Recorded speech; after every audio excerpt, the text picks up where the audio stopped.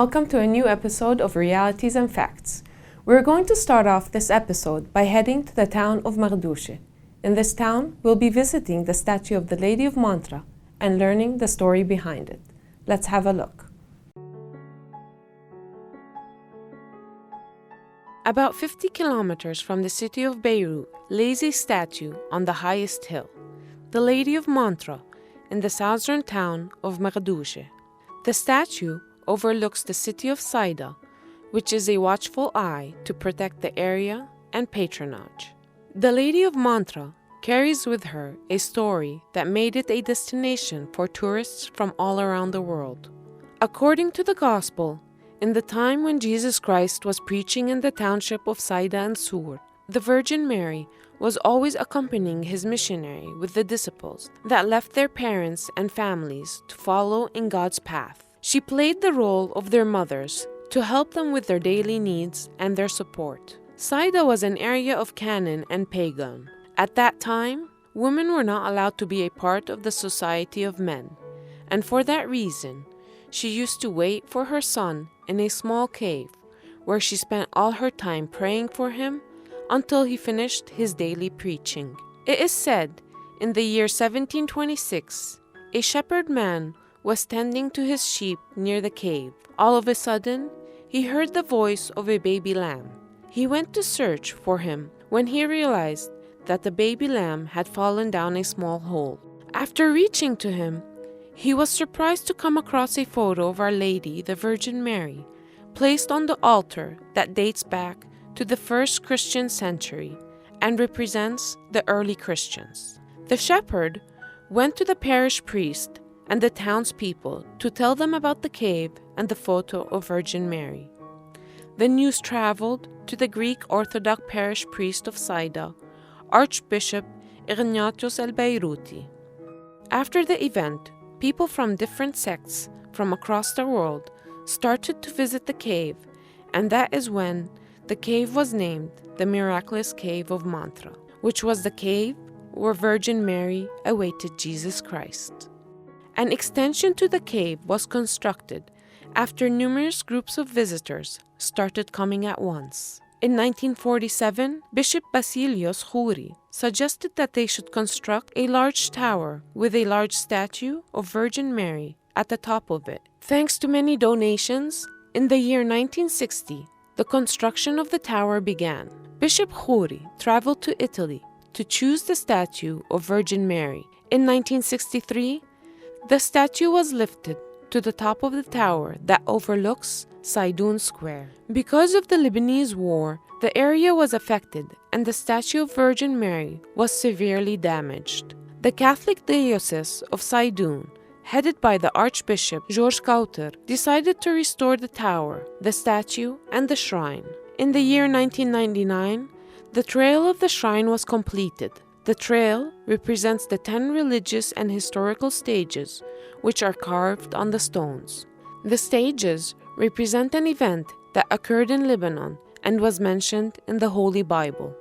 Because of the influx of a huge number of believers, a beautiful Byzantine-style basilica was created, which has 1,000 seats, including a cafeteria and a section for purchasing souvenirs.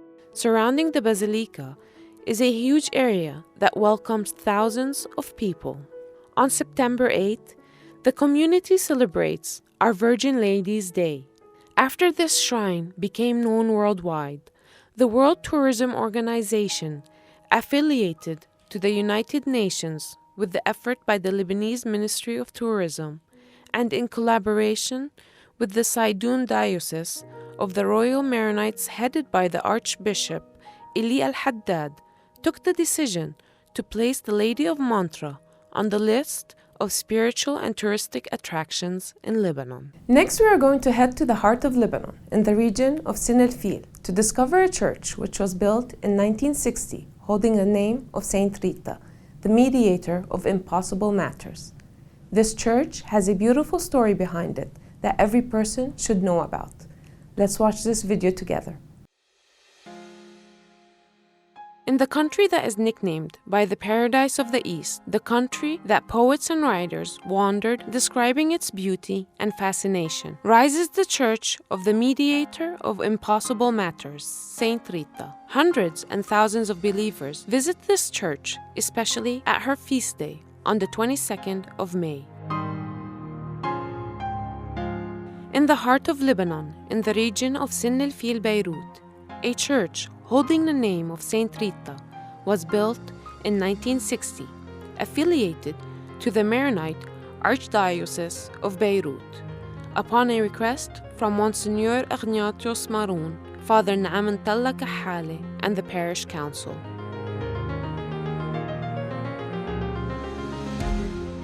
Before building the church, the land was divided into two parts. The first floor was a barn for cows, and the second floor was a headquarter for the establishment of the water of Metin. Later on, the first floor was turned into a small chapel for Saint Rita, and the second floor into a home for the parish priest. Due to the great love of believers to Saint Rita, the chapel was overcrowded with visitors. In 1987, Archbishop Khalil Abi Nader, Monsignor Ignatius Maroun, and the parish priests decided to build a big church that can contain a large number of believers. The construction work finished after a long period of time due to the circumstances that occurred during the Lebanese Civil War.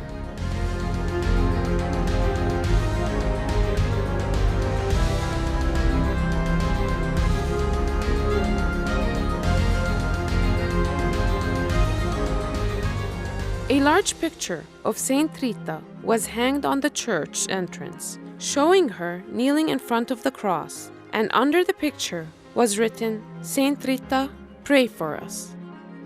A large statue of the saint was put near the entrance as a place for prayers. From the inside, the church is specialized by its simplicity and large space. Its windows engraved with graphics of Jesus Christ and the Holy Trinity with the colors blue, red, and yellow.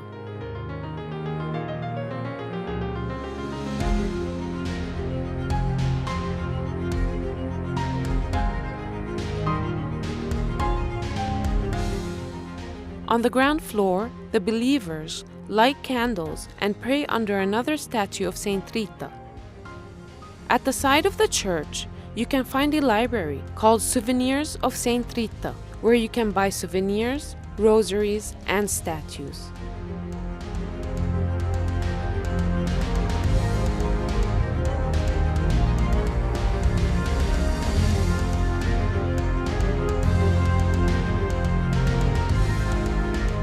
Have you heard of the Queen of Poland?